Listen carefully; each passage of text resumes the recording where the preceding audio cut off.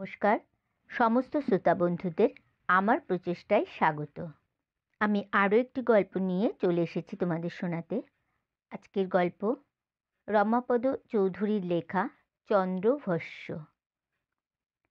শীত নিশুতির কালো কালো মাটিতে নেই এতটুকু আওয়াজের লেশ। ঘাম তেলে মাজা চকচকে সড়কটা সিধে আধারের বুকে মুখ লুকিয়েছে। মুখ লুকিয়ে ছুটে গেছে আলো ঝলমল শহর অবধি। ঠান্ডা বাতাসের ঠোঁটের কাঁপনে বেজে উঠছে না এক ফোঁটা ভাঙা শীষ। ঘাসের ডগায় নিষিদ্ধকীট নিশ্চুপ, নেই ঝিঝির ডাক, নেই ঝড়ের দাপট। কিন্তু একটু আগেই এই পল্লীর এই ছোট্ট দুনিয়াটাকে থমকে দিয়েছে পরপর কয়েকটা শব্দের ঝাঁকানি। যুগ্মমুনির দীপ্তি নিভিয়ে হর্ন বাজিয়ে পাঁচিলে গা ঢেকেছে দুখানা মোটর বাস। খানিকটা চিৎকার, খানিক হাসি, আর ফটক বন্ধ হওয়ার আওয়াজ। হট্টগোল একটু রোজই হয় এমন সময়। তারপর ঝিমিয়ে পড়ে সবাই। তন্দ্রাক্লান্ত পাতালপুরীর মতো ঝিমিয়ে পড়ে ওই পাঁচিল ঘেরা বস্তিটা। পাঁচিলের ওপাশটা দেখবে? নিজের চোখে দেখতে চাও ওদের দৈনন্দিন জীবনের চলচ্চিত্র? ভাষা সংযত করো। ঠিক ওদেরই মতো রসহীন ঘা খাওয়া আর ঘেয় রুগীর ছবি ফোটাও তোমার ভাষায়। চাঁদ ওরাও দেখে, তা জানি। আকাশের কোণে শুক্লপক্ষের রাতে যে চাঁদ ভেসে ওঠে, আলোর প্রলেপ মাখানো বরফের চাকতির মতো সাদা চাঁদ, ওরাও দেখে। কিন্তু বুড়ো রুখন তার পায়ের দিকে এক দৃষ্টে তাকিয়ে দেখছে ওর পায়ের পাতার শ্বেতকুষ্ঠের চাকাগুলো আরও সাদা, আরও চকচকে। তাই বলছি, মর্মর শুভ্র মোমবাতির আলোয় যদি যুবতী মাংনার মুখ দেখতে চাও, আপত্তি করব না। কিন্তু দোহাই তোমার, ওর চোখের তারা দুটো যেন তোমার চোখের নীল কাচের ভেতর দিয়ে দেখতে চেষ্টা করো না। বাস থামল লোহার ফটক পেরিয়ে গিয়ে। উতলে পড়ল এক ঝলক গোলমেলে চিৎকার। যাত্রীরা নেমে গেল একে একে। এই দিন যাত্রীর দলে নতুনের আগমন ঘটে খুব কম। পুরনো দলের কেউ কেউ হয়তো ছিটকে অনুপস্থিত থেকে যায় কোনো দিন। তেয়ারির কাছে দুটো কিল, চর, বিরতিবিহীন 5 মিনিটের অশ্রাব্য কটূক্তি আর ধারালো ধমক জমা থাকে পরের দিনের জন্যে। তবু তারা ফিরে আসে। গ্যারেজে বাস রেখে ড্রাইভার দুজন চলে যায় ছেঁড়া কোটের কলারে কান ঢেকে বিড়ি টানতে টানতে। সশব্দে ফটক বন্ধ করে তালা ঝুলিয়ে দিয়ে আসে তেওয়ারি, আর খোলা আকাশের নিচে দাঁড়িয়ে গজল্লা করে ওরা। অনেক অনেক মেয়ে, মরদ, কচি ছেলে আর কানা বুড়োর দল জটলা পাকিয়ে গুলতান করে। মেয়েগুলোর হাসি থামে না। বুড়োদের মুখে অশ্লীল মন্তব্য শুনে অশ্লীলতর জবাবের দেমাগ দেখিয়ে হেসে ওঠে তারা। তা বলে কলহাস্যের তুফান ওঠে না। ওদের গায়ে যে ছেঁড়া চট আর নোংরা কালি, কালো রং মাখানো স্বর্ণের নকল চুলের মতো জট পাকিয়ে আছে মাথার ঝুঁটি। কাকলি নয়, ওদের কণ্ঠস্বরে সুরের কলঙ্ক। তবু ওরা হাসাহাসি করে। হাসি, রঙ্গ, ব্যঙ্গ, বিদ্রূপ। হাসে না কেবল বাচ্চাগুলো। চোখ জড়িয়ে আসা, ঘুম হটিয়ে খিদেই ট্যাঁ ট্যাঁ করে। পুরুষগুলো রেগে টেটিয়ে ওঠে, ধমক দেয়। হ্যাঁ, পুরুষই।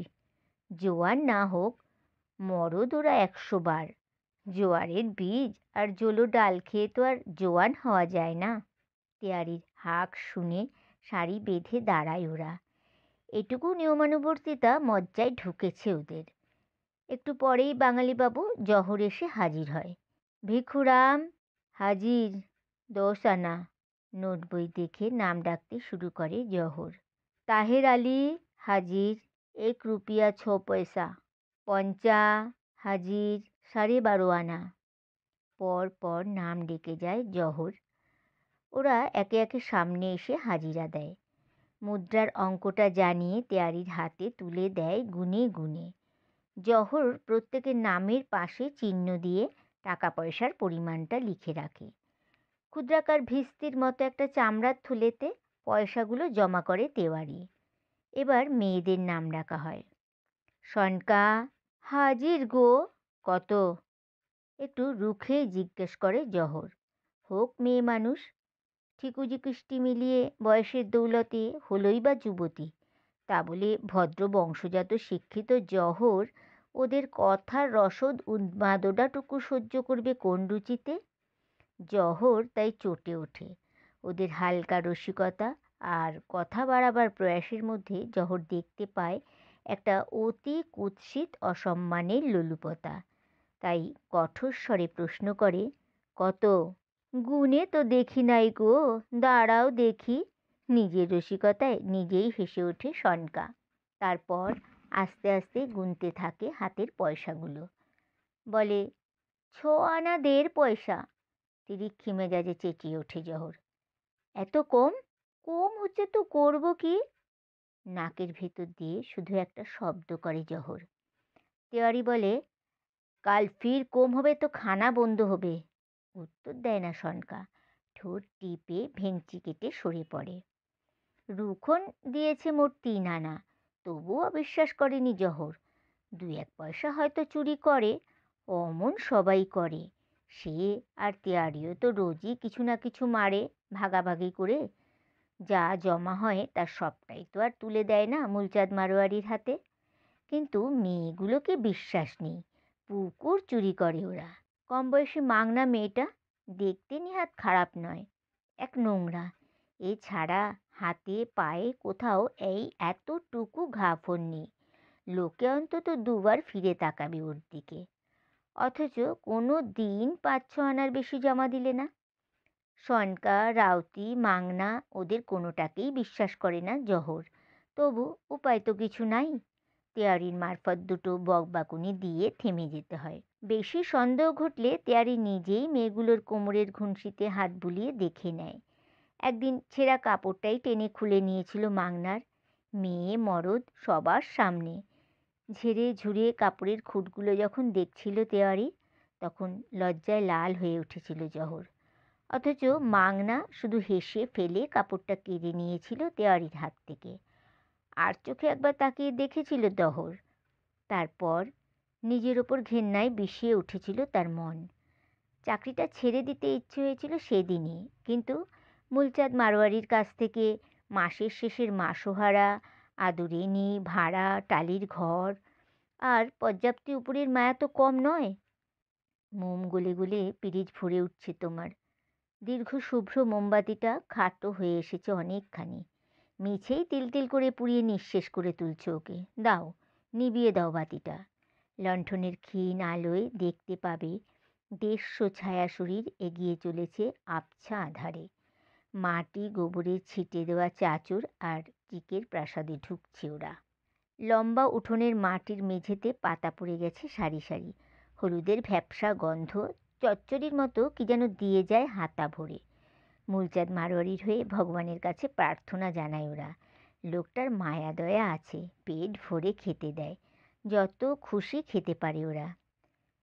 পেট ভরে খাচ্ছিল রাউতি, মাংনার মানা না শুনেই খাচ্ছিল। হঠাৎ সারা গা তার কেমন করে উঠল। বুক থেকে গলার নালি অবধি একটা বাষ্প গোলক যেন ওঠানামা করলো বারবার। পেট থেকে পেঁচিয়ে উঠল একটা বিশ্রী দুর্গন্ধ। নিজের নাকেই টের পাচ্ছিল রাউতি। অম্লকষা অনুভব করলো জিভ আর মাড়ির পাশে। পাতের পাশেই বমি করে ফেললে যা কিছু খেয়েছিল। মাংনা বসেছিল পাশেই, তার গায়েও লাগলো খানিকটা। তবু চটল না সে। এমন তো প্রায়ই হয়। একটু সহানুভূতির স্বরে বললে, খা রাক্ষুসি খা, 5 মিশো পেট নিয়ে গিলতে তো ছাড়বি নে। রাউতি জবাব দিলে না। সে তখন নিজেকে সামলে নেবার চেষ্টা করছে। মোলো বললাম বলে মাগির আবার কান্না। মাংনার কথায় ফিরে তাকিয়ে হেসে ফেললে রাউতি। আসলে বমি করতে গিয়ে এমন 1-8 ফোঁটা চোখে জল আসেই। মাংনা তাই দেখে ভেবেছে রাউতি বুঝিবা কাঁদছে। কাঁদিনি লো কাঁদিনি, হেসে জবাব দিলে রাউতি। তারপর পিঠের নোংরা কাঁথাটায় চোখ মুখ নাক ঝেড়ে নিল সে। উঠে গিয়ে মুখ ধুয়ে এলো চৌবাচ্চার জলে। এসে সেই পাতটাই পরিষ্কার করে বসলে। আবার খাবি নাকি? মাংনা জিজ্ঞেস করলে। বিস্ময়ের স্বরে রাউতি বললে, খাবো নি, যা খেয়েছিলাম তা তো উল্টি হয়ে গেল। মাগি, মরবি তুই মরবি। খানিক থেমে মাগনা আবার বলল, ছেলেটাকেও মারবি হতচ্ছাড়ি। প্রথমে কথাটায় হেসে উঠেছিল রাউতি, তারপর হঠাৎ থমকে গেল যেন। এক দৃষ্টে তাকিয়ে রইল সে মাগনার দিকে। বললে, তুই এমন কথা বললি মাগনা? মুখের গ্রাস থামিয়ে মাগনা বললে, বলেছি বেশ করেছি। তারপর কি ভেবে সান্ত্বনার স্বরে বললে, ও মরবার জাত লয় রে। রাউতি ক্রোধে ভেঙচিয়ে উঠল। ও মরবার জাত লয় রে, তুই বলবি কেনে? মাগনা হাসতে হাসতে বললে, বেশ, আর বলবো নি। রাউতি হয়তো এত সহজে ছাড়ত না, কিন্তু ওদিকে তখন তুমুল ঝগড়া শুরু হয়েছে তাহির আলী আর রুখনের মধ্যে। খিচুড়ি মাখা হাতেই হাতাহাতি শুরু করে দিয়েছে দুজনে।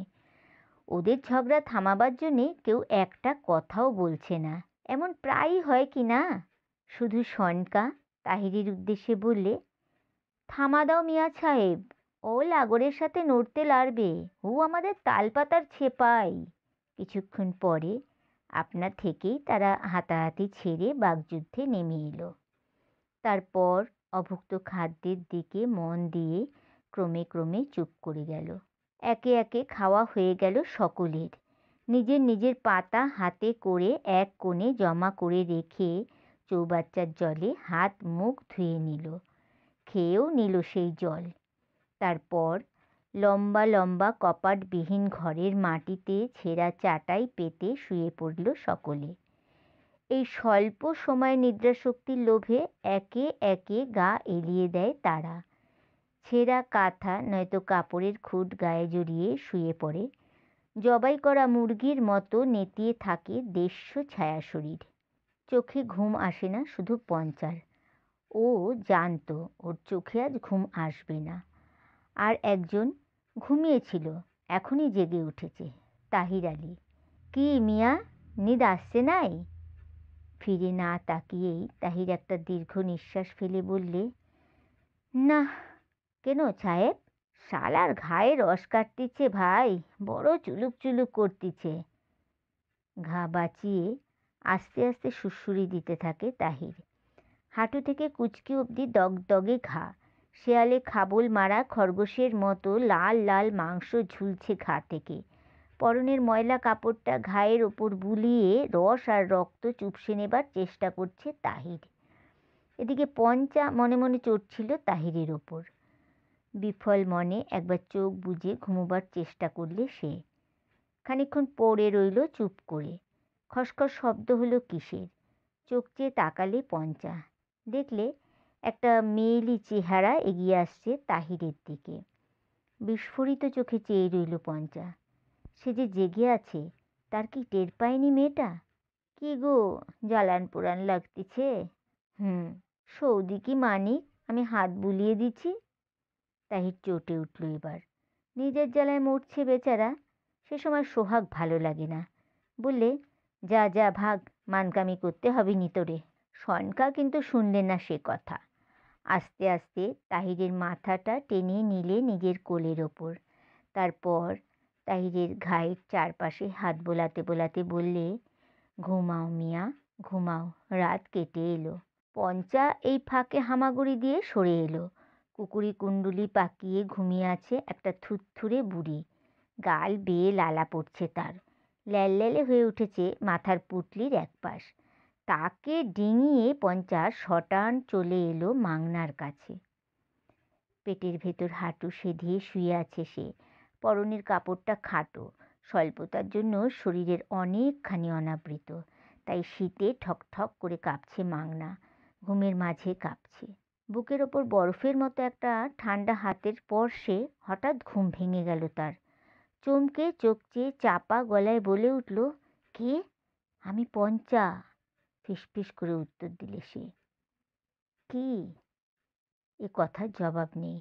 মাগনার বুকের ওপর থেকে হাতখানা তুলে নিয়ে চুপ করে বসে রইল। মাগনার ঘুমটা ইতিমধ্যে ভালোভাবেই ছেড়ে গেছে। পঞ্চার দিকে একবার তাকিয়ে নিয়ে মিষ্টি করে বললে সে, কি বলছিস কি? ভ্যাবাচাকা খেয়ে মাথা নেড়ে পঞ্চা শুধু বললে, না। চুপচাপ বসে রইল সে বহুক্ষণ। তারপর হঠাৎ প্রশ্ন করলে, তোর নাম মাংনা হলো কেন রে? ক্ষেপে গেল মাংনা। মাঝরাতে ঘুম ভাঙিয়ে বলবার মতো আর কথা পেলে না মিনসে। বললে, তোর নাম পঞ্চা কেন? বাপ দিয়েছিল তাই। মুখ কাচুমাচু করে বললে পঞ্চা। মাংনা বললে, আমারও তাই। নিরুপায় হয়ে পঞ্চা উঠে দাঁড়ালো। নিজের মনেই ঠোঁট টিপে হাসলে মাংনা। তারপর হঠাৎ উঠে বসে পঞ্চার হাত ধরে একটা ঝাঁকুনি দিয়ে পাশে বসিয়ে দিলে তাকে। বললে, মাংনায় পেয়েছিলে কি না আমায়, তাই মা নাম রেখেছিল মাংনা। পঞ্চার সাহস বাড়ল। বললে, এখানটা বেশ গরম তো, কি রুচিতে বাজছে তোমার? এখানকার এই ছোট্ট পৃথিবীটা ঘিন্ন মনে হচ্ছে? মনটাকে একটু সজীব করে তোলো, দেখবে এদের এই ছোট্ট দুনিয়াটা তোমার পৃথিবীর চেয়েও কম লোভনীয় নয় এদের কাছে। আরাম আর আনন্দ এরাও পায় শীতের রাতের উষ্ণতায়। এদের আকাশেও ওঠে চাঁদ, যে চাঁদ ঢেলে দেয় ইন্দ্রনীলার জ্যোতি তোমার শিয়রে। অজস্র তারকা আকাশের দিকে তাকিয়ে এরাও রোমাঞ্চ অনুভব করে, কিন্তু তোমার মতো অলস্যের গ্রন্থিতে হাত বেঁধে পড়ে থাকতে পায় না। পূর্ব দিগন্তে রূপালী রশ্মির আলো চমক দেবার আগেই উঠে পড়ে ওরা। মোটর বাসের হর্ন বাজছে। ধর্মর করে উঠে পড়ে সকলে। হাতের চেটোয় চোখ কচলায়। অন্ধকার ঘোচেনি তখনও। ওরা চিৎকার আর হল্লা করতে করতে বেরিয়ে আসে। ড্রাইভার দুজন মোটা কম্বলের কোটে গা ঢেকে বসে আছে নিজের নিজের গাড়িতে। কমফোর্টার জড়িয়ে কান আর মাথা ঢেকেছে। কোটের লম্বা হাত থেকে দুটো আঙুল বের করে বিড়ি টানছে। এদিকে তেওয়ারি আর বাঙালি বাবু জহরও এসে হাজির। একে একে খাতা দেখে নাম মিলিয়ে 150 কঙ্কালসার ছায়া শরীরকে তুলে নিল তারা মোটরে। গা ঝাড়া দিয়ে নড়েচড়ে যাত্রা শুরু করলো দুখানি বাস। লম্বা পিচ ঢালা পথ ধরে শহরের দিকে এগিয়ে চলল তারা। ভোরের রাতের দূর শহরে গ্যাসদ্বীপের কৃত্রিম জোছনা আর অজস্র আলো বিজুলি বাতির ফাঁকে ফাঁকে দু এক টুকরো সাংকেতিক নীলিমা। সড়কের মোড়ের মাথায় রেড লাইটের সাবধানী। পথের কোণে নির্দিষ্ট স্থানে নির্দিষ্ট সংখ্যক লোক নেমে যায় এই বিরাট শহরের অতি চঞ্চল জনআরণ্যের মাঝে মাঝে। পথে, পার্কে, দোকানের সামনে আর সিনেমার দরজায়, কলেজের গেটে আর মন্দিরের দরগায় মূলচাঁদ মারোয়ারের 150 জীবন্ত চুম্বক নেমে যায়। 16 বছর বয়স হলো পিলুয়ার, অথচ চেহারা দেখে মনে হয় এমন 10টা শীতও যায়নি ওর ওপর দিয়ে। মাথায় একটা ভেলভেটের লাল টুপি, নর্দমার ময়লা লেগে একটা দিক কালো হয়ে গেছে। ওপরের ঠোঁট কাটা, জিভ দিয়ে চাটে বারবার। এ হেন পিলুয়া নামে সকলের আগে। সঙ্গে থাকে তার 4 চাকা বসানো কাঠের একটা ট্রলি। তার উপরে বসে আছে কিংবা শুয়ে আছে কিংবা দাঁড়িয়ে আছে একটি সজীব মাংসপিণ্ড। মাথাটা সুবৃহৎ, কাঁধটা চওড়া, বুকটা যে কোনো ব্যায়ামবীরের সমান, কিন্তু ব্যাস ওই অবধি। কোমরের নিচ থেকে পা পর্যন্ত সরু আর লিকলিকে। 5 মাসের শিশুর চেয়েও সরু পা তার। পক্ষাঘাত বা অন্য কোনো কারণে নিম্নাঙ্গ সম্পূর্ণ অবশ। তাই জিপটিকে কাঠের ট্রলিতে বসিয়ে গলি গলি টেনে নিয়ে বেড়ায় পিলুয়া। একটা বিশ্রী আর্তনাদ করতে করতে পিলুয়া ভিক্ষে করে। শহরের কলিজার মধ্যে সবচেয়ে সচ্ছল অংশটিতে মাংনা দাঁড়ায় তার দেহের লোভানি মেলে। রুখন, ভিকুরাম, তাহির, পঞ্চা সকলেরই এক একটা বাঁধা জায়গা আছে। সনকা, রাউতি, সাবিয়া তাদেরও আছে বাঁধা জায়গা। সবাই ভিক্ষে করে, কেউ কানা চোখ আর ভাঙা পা দেখিয়ে, কেউ বা তাজা চোখ মাজা মুখ দেখিয়ে। সিধু দপ্তরির গলিতে একটা সরাইখানা আছে মূলচাঁদ মারোয়ারির। যখন মাঝ আকাশে উঠবে দিনের সূর্য, খানিকটা বা ঢলে পড়বে পশ্চিম দিকে, তখন খাবার সময় হবে ওদের। একে একে এসে সরাইখানায় জড়ো হবে। গলার নম্বর চাকতি দেখিয়ে খেতে পাবে ডাল আর ভাত। সরাইখানায় বিনে পয়সায় খানা খেয়ে আবার যে যার জায়গায় ফিরে যায়। ভিক্ষে করে সেই রাত 10টা অবধি। তারপর আসে মোটর বাস। নির্দিষ্ট স্থানে দাঁড়িয়ে হর্ন বাজায়। ওরা আগে থেকে তৈরি হয়ে থাকে। বার তিনেক হর্ন বাজিয়ে যার পাত্তা না মেলে সে পড়ে থাকে পেছনে। মোটর বাস আর সেদিন অপেক্ষা করে না তার জন্যে। পিলুয়া তাই পেছনে পড়ে রইল সেদিন, বাস ধরতে পারল না। ফুটপাতের পাশে একটা ময়রার দোকানের বড় উনুনটা বেশ নিভে গেছে তখন। হাতড়ে হাতড়ে ভেতরের ছাইগুলো দেখলে পিলুয়া, না, হাত পা পুড়ে যাবার ভয় নেই। বড় উনুনটার মুখে ছাইয়ের গাদায় বেশ আরাম করে কুকুরকুণ্ডুলি পাকিয়ে শোয়া যাবে। ব্যাঙাচি আর ব্যাঙাচির কাঠের ট্রলি টেনে তুলল রোয়াকের ওপর। তারপর শুয়ে শুয়ে পরদিন দেওয়ারির কাছে প্রাপ্য চড়চাপড়ের আতঙ্ক অনুভব করতে শুরু করলে। কি কুক্ষণেই বায়োস্কোপের নেশা ধরেছিল তার। কাছের বায়োস্কোপটার একটা পার্কের কোণে মাটি খুঁড়ে চুরির পয়সা জমা করে রেখেছিল এতদিন। আজ কয়েক আনা জমেছে দেখে ছবিটা দেখতে গিয়েছিল পিলুয়া, তাই মোটর ধরতে পারেনি। পর্দার গল্পটা এখনো ঘুরপাক খাচ্ছে তার মাথায়। ওর চেয়ে বছরখানেকের বড় ছেলেটা কি কেরামতিই না দেখালে। একটা পুল উড়িয়ে দিলে, বোমা দিয়ে ট্রেন লুট করলে, ঝাঁপ দিল 3 তলা থেকে, বুড়োটাকে খুন করে তার মেয়েকে নিয়ে পালালো। সাব্বাস সাব্বাস। সকলের সঙ্গে পিলুয়াও হাততালি দিয়েছিল ঘন ঘন। ওদের মধ্যে বায়োস্কোপের নেশা ধরেছে আর একজনের, পঞ্চা। একটা ইংরেজি সিনেমার সামনে রঙিন ছবির একটি মেয়ে নেশা ধরিয়ে দিয়েছে পঞ্চার। যেমন করে হোক পয়সা বাঁচিয়ে দেখবেই সে। পোস্টারের ছবিটা দেখেছে সে, পরীর দেশের ছবি। পরীদের চেয়েও সুন্দরী এক মেম সাহেব, শুধু বুকে কোমরে এক টুকরো মলমল। ও ছবিটা দেখবে পঞ্চা দিন কয়েকের মধ্যে। টিকিট ঘরটা কোথায় জেনে নিতে হবে। পিলুয়া জানে ওসব। পঞ্চা খুঁজছিল তাই পিলুয়াকে, কিন্তু নাম ডাকের সময় দেখলে পিলুয়া ফেরেনি। কি রে, খুঁজছিস কোন পিয়ারের মাগিকে? কথার শেষে হেসে উঠল মাগনা। চমকে ফিরে তাকিয়ে পঞ্চা বললে, তোমাকে লয় গো, তোমাকে লয়। হাজরি খতম হয়ে গেছে তখন। রাউতিকে ইশারায় দূরে ডেকে নিয়ে গেল বাঙালিবাবু জহর। আর চোখে দেখে হাসল মাগনা। আসুক আজ মুখ পুড়িয়ে, দেখবে সে একচোট। এতদিন লুকিয়ে রেখেছিল তার কাছে। খাবার সময় পাশে এসে রাউতি বসল। মাগনা একটা ঠেলা দিলে তার গায়ে। কি রে, কি বললে তোর লাগর? কে? কেন, ওই জাহারি বাবু? জানি না নাকি কিছু? প্রতিবাদ করে উঠল রাউতি। না মায়েরি না, ও অন্য কথা কইছিল। কি কথা? ফিসফিস করে একে একে সব খুলে বললে রাউতি। ও যে আসন্ন প্রসবা, তা মূলচাঁদ মারোয়ারির কানেও নাকি রটে গিয়েছে। বাঙালিবাবু জহর জানিয়েছে তাকে, সে যদি এখন থেকে রোজ 1 টাকা করে জমা দিতে পারে, তাহলে বাকি যা লাগবে মূলচাঁদই দেবে, দিয়ে তার ছেলেকে মানুষ করবে তারা। লেখাপড়া শেখাবে, ভদ্রলোকের জায়গায় ভালোভাবে থাকতে খেতে দেবে, অনেক বড় চাকরি করে দেবে তার ছেলের। বড় হবে তার ছেলে, ভদ্রলোক হবে। রাউতের কথা শুনতে শুনতে মাগনার চোখেও স্বপ্ন নামল। সেও যদি এমনি একটা ছেলে পেত, তাকেও তো হয়তো লেখাপড়া শেখাতো, সেও বড় হতো, মানুষ হতো। আহা, ঠিক ওই হাজরিবাবুর মতো যদি দেখতে হতো তার ছেলেকে। পঞ্চা? না, অমন কাঙালির মতো চেহারা না হওয়াই ভালো। মাগনা বললে, পারবি তুই রোজ 1 টাকা করে দিতে? খুব টেনে টেনে মিটিমিটি হেসে বললে রাউতি। সত্যি করেই পরের দিন থেকে 1 টাকা করে জমা দিতে শুরু করলে রাউতি। মাস থেকে চুরিটা বন্ধ হলো, এই যা।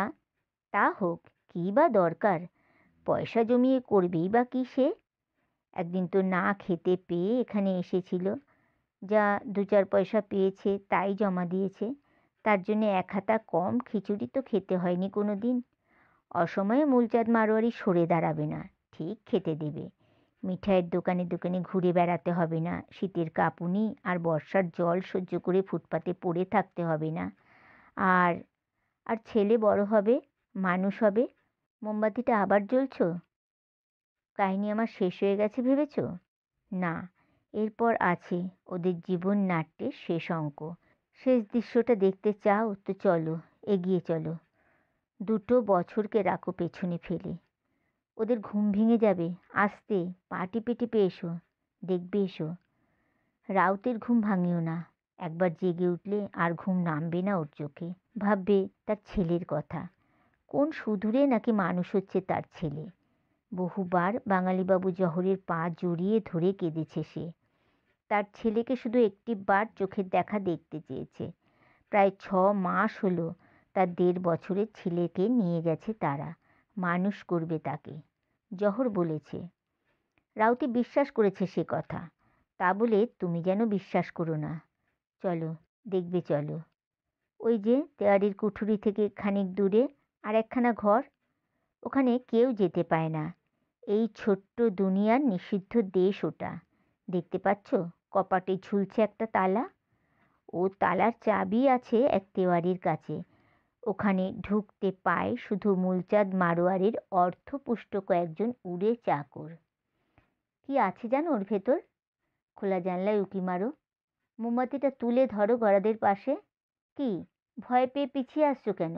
ওরা মানুষ হচ্ছে। হাড়ির আকারের বড় বড় জালার ভেতরে বসে রয়েছে ওরা। হাড়ির কানাটা চেপে রয়েছে প্রত্যেকের কোমরে। কোমরের ওপর থেকে সমস্ত শরীরটা বেড়ে উঠেছে ওদের নিয়মিত পানাহারে। শুধু কোমরের নিচের অংশটায় নেই পরিবর্ধন। 12 বছর পরেও ওদের পা দুখানা থাকবে 12 মাসের শিশুর মতো লিকলিকে। অবশ নির্মাঙ্গের জন্য ওরা বসতে পারবে না, শুতে পারবে না, দাঁড়াতে পারবে না, কিন্তু পথিকের করুণা উদ্রেক করতে পারবে। ভবিষ্যতের অনেক অনেক পিলু আর কাঠের ট্রলিতে ব্যাঙাচির অভাব হবে না। আর মূলচাঁদ মারোয়ারির চামড়ার থলিটা জল ভরা ভিস্তির মতো ফেঁপে ফুলে উঠবে।